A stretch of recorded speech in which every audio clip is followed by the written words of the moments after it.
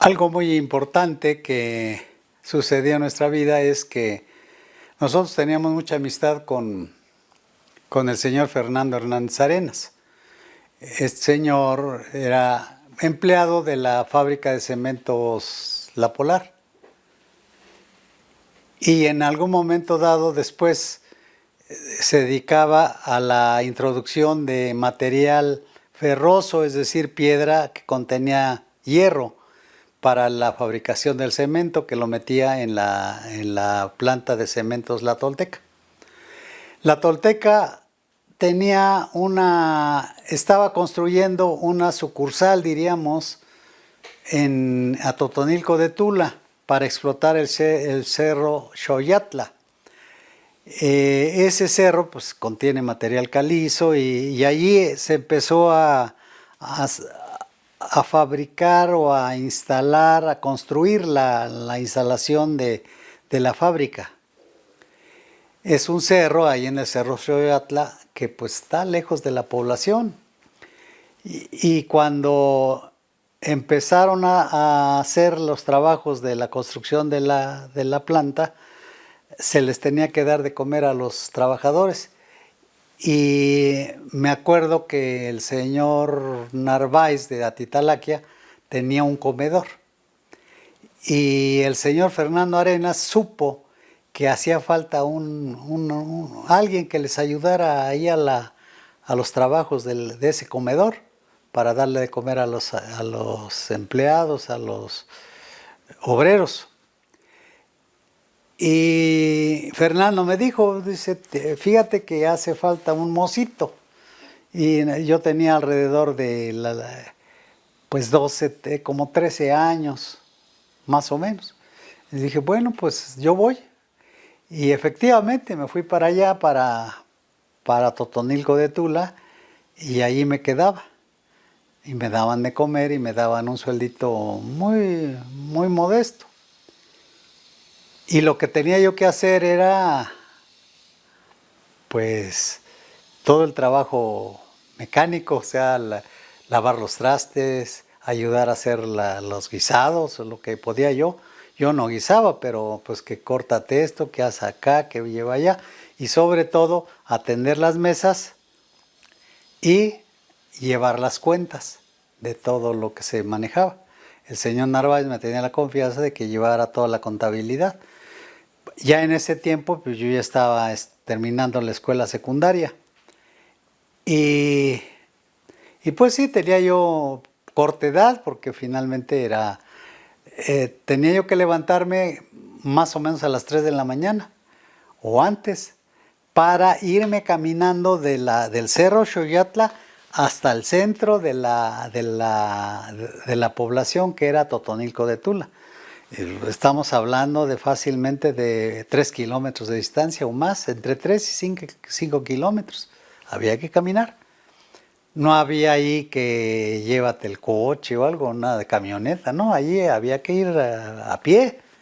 Tenía yo que llevar de ida el bote del nixtamal, era un bote de 20 kilos de manteca. O sea, era un bote, pues son botes grandes, llenos de nixtamal. Tenía que llevar el bote del nixtamal al molino. Y luego arriba del bote tenía yo que el canastón del pan. Total que yo me tenía que ir a las 3 de la mañana con mi bote de nixtamal y mi canastón para el pan. Pero tenía que cruzar. Y cruzar era cruzar por el cerro, no era irse por la carretera porque era más vuelta. Había que cruzarle al cerro. Y efectivamente así le hacía. Hago mención que en el intermedio, diríamos, de la distancia entre el comedor de allí del cerro y el lugar de la panadería y el molino a donde yo iba, al centro, digamos, de esa distancia estaba el panteón. Y yo, por mi vereda, era pasar a un lado del panteón. Era permanente, diario. Pero resulta que un día, no sé si iba yo distraído o algo, que que cuando pensé y cuando volteé y ya estaba a medio panteón. Iba yo cruzando medio panteón. No había bardas del panteón, no había nada. Yo ya estaba entre las tumbas. Y no, pues para esa edad que yo tenía y la hora que estaba oscuro, no, pues yo, mis cabellos seguramente se pararon y yo ya no sabía ni qué hacer. Y bueno, pues lo que hice es casi correr para salirme del panteón, de la emoción, del susto, porque yo sí me impresioné de estar allá dentro del panteón. Claro, no pasó nada, yo no oí ruidos extraños, nada, ni siquiera di lugar a eso, yo le corrí. Ya cuando salí del panteón, a un medio kilómetro de distancia vi casas y ya eso me trajo tranquilidad. Dije, yo les voy a gritar en caso de algo para que me auxilien. Eso ya me trajo tranquilidad, ver las casas de lejos. Ya regresé y llegué, hice mi rutina del molino, a comprar el pan y de regreso. Pero para mí fue un acontecimiento que, dada mi edad, pues sí me impresionó y me espanté. Finalmente sentí horrible de haber estado allí.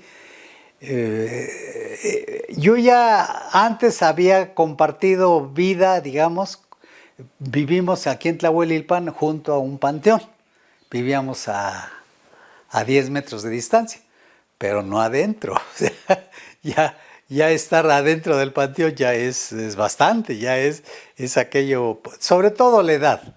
La edad, les digo, estaba yo entre 12, 13 años de edad, pues para mí era una situación impresionante, ¿no?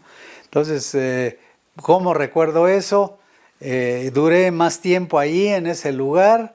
Estuve muy agradecido con el señor Narváez, que estuvo al frente. Él me quería mucho y su familia. Después la señora Narváez, su hija, se casó con un amigo de por allá de la ciudad de Vito Hidalgo, el señor Laguna, Félix Laguna. Se llama ella Guadalupe Narváez y se casó con él.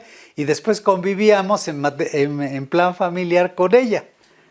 Pero ya por invitación del ingeniero Alberto Carvajal Magaña. Este ingeniero era cuñado de Félix, el esposo de Lupita. Y ya después volvimos a compartir lo que son las cosas, ¿no? Con esa gente con la que yo ya había convivido. Lo cual pues, les agradezco mucho su generosidad siempre que manifestaron hacia mí.